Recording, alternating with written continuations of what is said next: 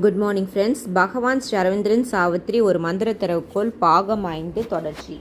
நாரதர் அன்பு பற்றி பாடுகிறார். பேருண்மை என்னும் ஆயிரம் ஆயிரம் ஒளி பொருந்திய முட்டுக்களோடு மலர காத்திருக்கின்ற அன்பின் தாமரை இதயம் பற்றி பாடுகிறார்.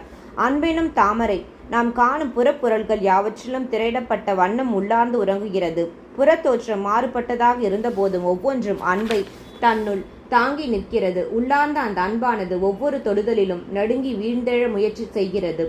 உள்ளிருக்கும் அன்புமயமான அம்சமானது இறைவனின் ஆனந்த குரலை ஒரு நாள் கேட்கும். அப்போது அன்பெனும் அந்த தாமரை மலரும். இறைவன் தன்னுடைய மணமகளான இயற்கையினை அவளுடைய தோட்டத்தில் சந்தித்து அவளுடைய கரம் பற்றும் போது அவளுள் உறையும் அன்பெனும் தாமரையானது இதழ் விழித்து மலரும். இயற்கையும் இறைவனும் ஒன்றுபடும் போது தெய்வீக அன்பு என்னும் தாமரை மொட்டானது முழுவதுமாக இதழ் விரிந்து மலர்ந்து நிற்கும் என்று பாடுகிறார்.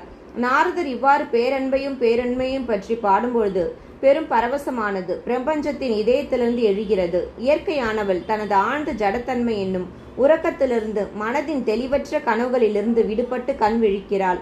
விழித்து கொள்ளும் அவள் தன் அன்புக்குரியலான இறைவனின் திரை விளக்கப்பட்ட திருமுகத்தை தரிசிக்கிறாள். Even as he sang and rapture stole through earth time and caught the heavens came with a call of hoops.